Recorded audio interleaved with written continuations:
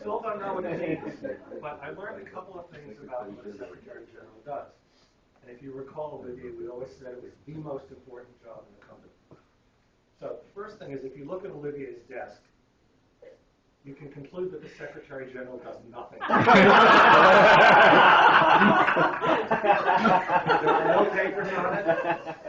There are no files, there are no folders, there are no phone messages. And no dust. And no dust. So I guess the first thing is that it doesn't do anything. But then we checked with Sarah, and we found out that actually he has a lot of appointments every day.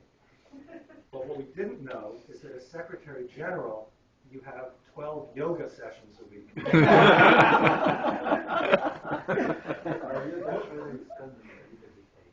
Okay, so 13.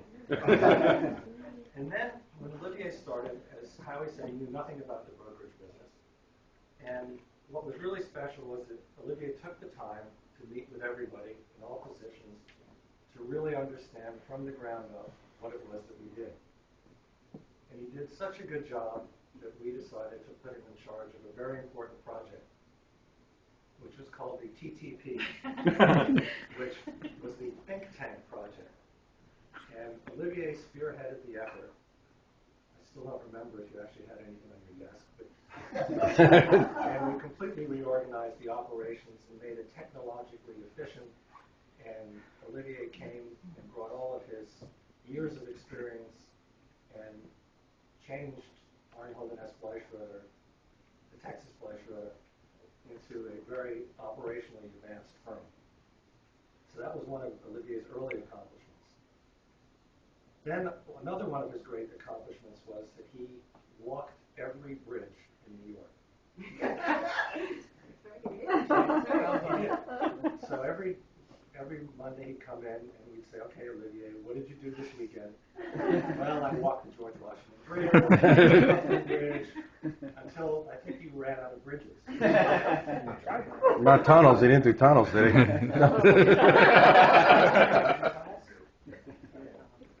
So, and then the other thing we got out of Olivier very early on was that if you ever asked Olivier about his vacations, which were plentiful, long, he brought back pictures. And well-deserved. And well-deserved, thank you very much. Put that in his file. So I remember taking Olivier out to lunch one day and saying, let me see the pictures of your trip to Alaska.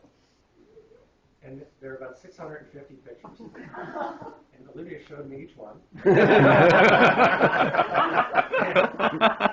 And explained the story behind every one. This glacier and that glacier.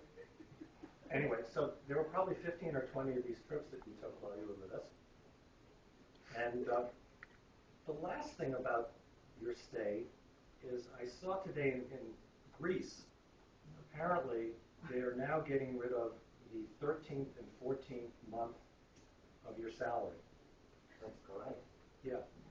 But you somehow, with your French banking vacation and sort of civil service background, somehow managed to get 12 or 14 weeks of vacation and 13 or 14 months of salary.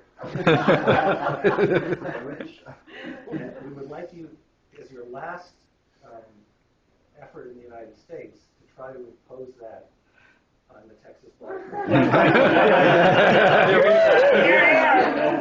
And if you're finished with that, we'll then like it at first year. In closing. Okay. I'll get to the emotional part. Okay. So Olivier is a very sensitive person. I don't know if anybody knows that, but he has a very deep soul. Wonderful human being. And we had a few emotional moments together. And I remember, I think it might have been your last review and bonus discussion with me.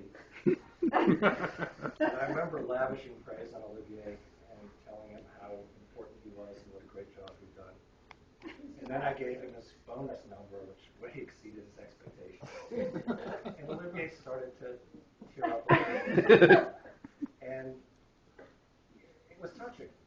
And I think it might have been it really was our last discussion. So the idea of weeping hoping in a bonus discussion.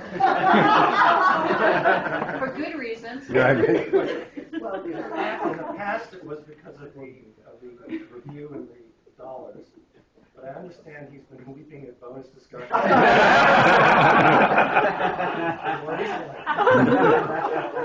For the other reason. Olivier, you've been a wonderful friend. You've done a remarkable job for the business. We know that we will not lose you. The bridges also go from Paris to New York, and we expect you back. Wish you all the best, and none of us will ever forget you. Never. Thank you. Here, here. Here.